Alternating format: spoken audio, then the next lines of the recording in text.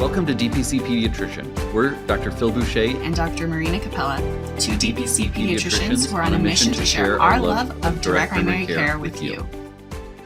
Welcome to another episode of DPC Pediatricians. Hopefully this has been helpful for you as you start or grow or consider your DPC practice. Today we're going to be talking about mistakes, which is something that nobody ever wants to talk about, let alone experience. So we thought it would be good to just kind of take this head on and share how to handle when you make mistakes. And I think that since before medical school, like we all got A+ on all the tests in high school and college and all those sorts of things, we're not used to making mistakes. And we don't feel comfortable with not having the right answers and having done it right. And that is just born and bred into us as physicians. And as business owners, we know that mistakes are going to happen. I'm going to make mistakes. My staff are going to make mistakes. There are lots of mistakes that are going to happen in the normal execution of primary care, specialty care, business life in general. And so we wanted to just kind of have a discussion around mistakes and what that looks like. And I think that in this podcast, we often talk about how much better DPC is than fee-for-service practice, and mistakes is exactly the same. It is much better in DPC when you make mistakes, and we'll talk about what that looks like over the course of our episode today. But I wanted to start it off by just saying, like, one of the things that I tell parents is expect the expected. Expect your toddler to throw their spaghetti on the ground. If you're expecting it, not as big of a deal when it happens. And expect the expected for DPC pediatrician practice owners is to expect mistakes to happen, because that is a normal part of your practice and your life. Whether you are self-employed, whether you work for a big institution, mistakes are going to happen anywhere in between there. And so, Marina, maybe this can be a confessions of a DPC pediatrician episode. Yeah. Would you be able to share your take or a specific mistake that you can think of, and how you handled that? Yeah, absolutely. The first one that comes to mind, especially in that first year of practice when I was by myself, I was the front desk, I was the phone, I was the lab, I was the physician, I was the vitals taker, etc. Was I had to figure out how to do the newborn screens on my own because I was starting to get some newborns into my practice. And That's a good example. it was funny because it was actually a little bit of a shock. When I moved to Utah, I was in urgent care, so we didn't have to do that. And then I opened this, and in California, the newborn screen process was just a one and done in the hospital. And then when I moved to Utah, it was a 2-step process. So all of a sudden I was like, oh shoot, I didn't realize I would even have to do this. There's the one that they do in the hospital, and then there's another one you're supposed to do at 2 weeks of life. So I had to figure out how to get the pink envelopes, and I had to figure out like how the heck to actually poke the heel and do it. I knew I'd seen nurses do it in the newborn nursery many times, but I hadn't been sitting there taking notes on exactly how they do it, right? So I had to look up some videos, and I had to just do it. Like I had to get comfortable just trying because there was nobody else that could do it for me. And I remember, I think the first time I went really well and they accepted the sample, but then the second time and maybe the 5th time I did it, it was allotted incorrectly, or it was like oversaturated. And I got this really depressing note from the newborn screening program saying, we can't accept the sample. You need to redraw. And for me, it was probably not as big of a deal for the families in retrospect, but for me, it was a huge deal because I thought, oh my gosh, these families are paying me. I've convinced them that this is such a better practice. And then here I am needing to tell them that I have to poke their baby's heel again, make them cry again, and get this process done again. And it was really hard internally for me to just rip off that Band-Aid and tell them what I need to tell them and get that baby back in. So it ended up working out just fine. And I got better and better as I did more. I also, once I hired my medical assistant, she's here during the week, but if there's a baby on a Saturday, I'm the one who has to do it. Or if I do a home visit, I'm still the one who has to do it. So she taught me more of the tricks. And then I watched her a couple of times as she did it. And now I figured it out to where I'm pretty confident I can get it. But it was at least twice that I had to redraw, and it was embarrassing for me. if I looked at all the like if we made a list of all the clinical mistakes that we've Uh-huh. made, blood draws would be at the top. And it's not necessarily like Yes. the technique, but it is like clotting, and it is those darn Mhm. things. We do lead screening on paper, and so like you Yeah. get too small of lead samples, or the newborn screen. Mhm. Like that is a huge one. Is for us too. Is that it wasn't Mhm. accepted. Yeah. Yeah, I firmly relate to that. Yeah, and then another mistake I can think of, there have been some lab ones where it's like we had Mhm. to someone used the wrong tube, for Right. example, and this happens in labs everywhere, right? Like Totally. I've sent patients to the Children's Hospital lab and they have Right. made mistakes. And then they call me and tell me to tell the patient. I'm like, "Wait a Right. minute, this isn't fair. You should tell the Yeah, patient." But anyway, exactly. Own your mistakes, uh, lab. yeah, but others are just financial mistakes. I remember one time I was the one checking someone out at the front desk and I think it was a charge of $250 and I Right. accidentally put an extra zero in there and it went through. And so a Cha-ching. $2,500 charge went through. And then Yeah. I immediately recognized it. And I'm so sorry. And I just had to tell the patient right there, I'm going Right. to refund it immediately and then put in the correct charge.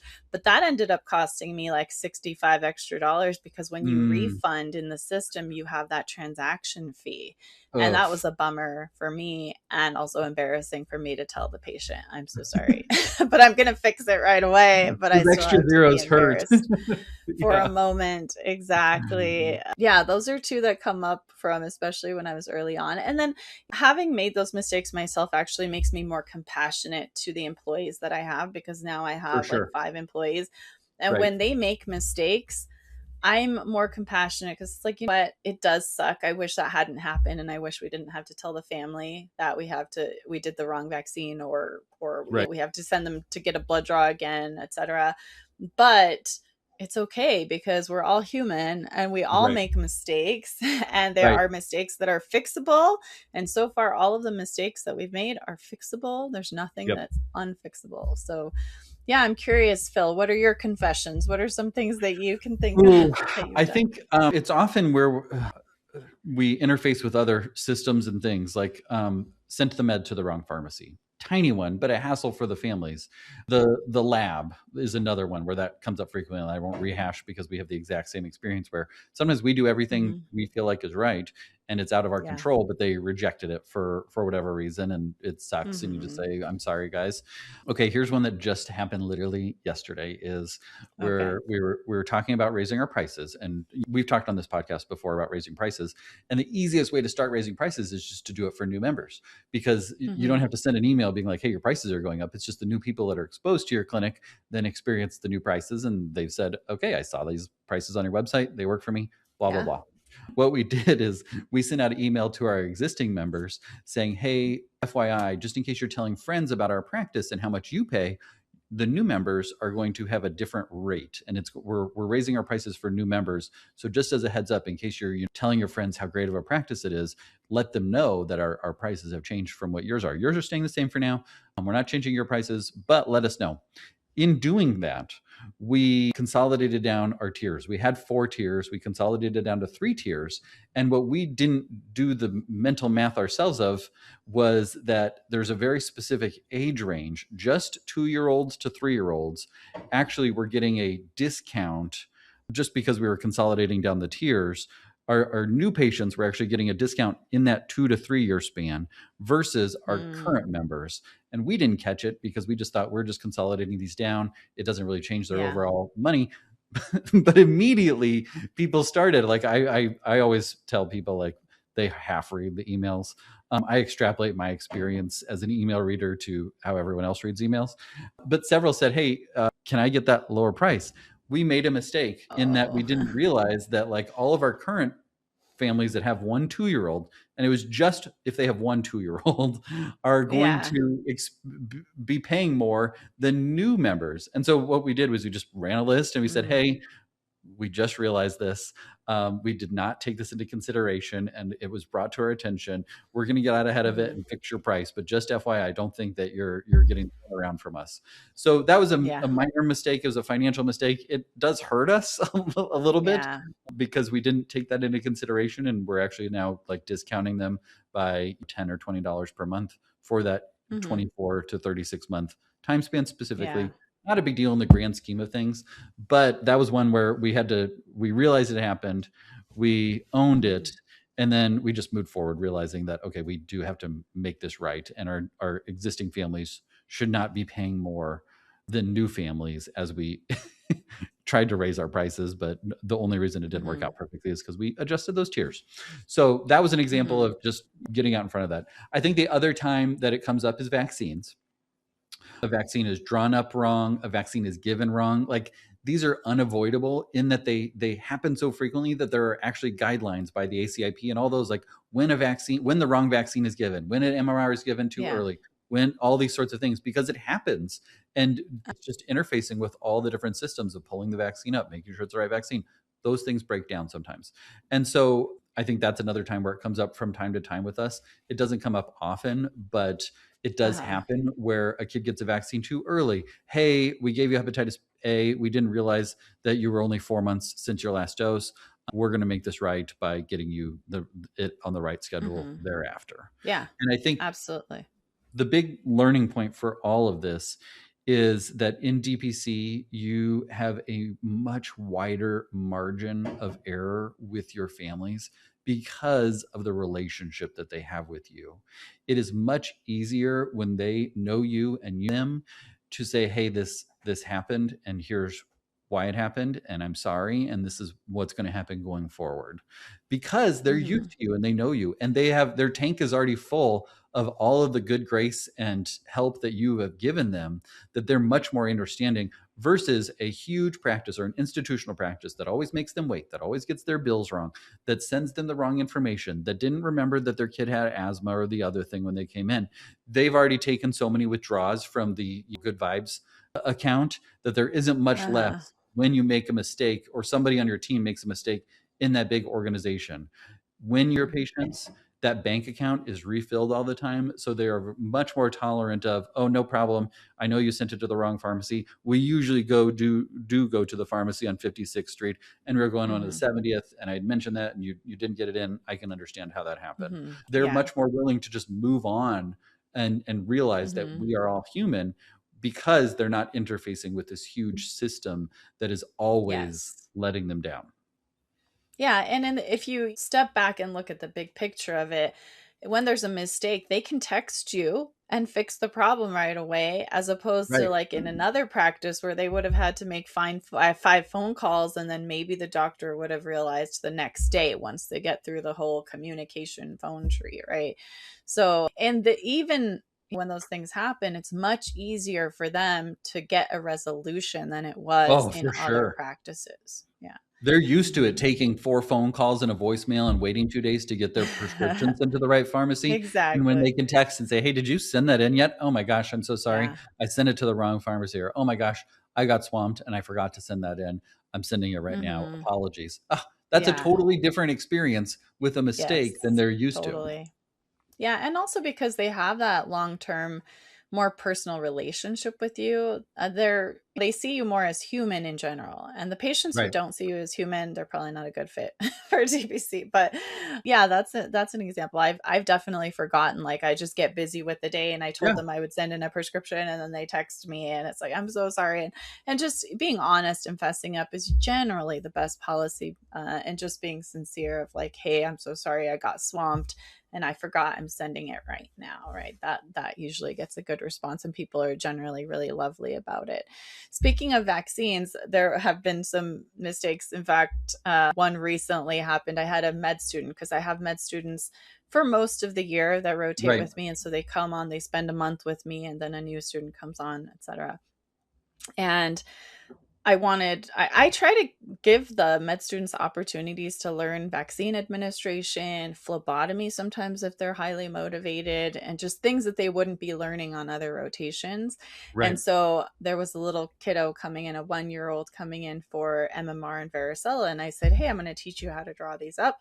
And so I'm going to draw up the MMR and you're going to draw up the varicella and follow every step. And I thought that I was watching the med student properly.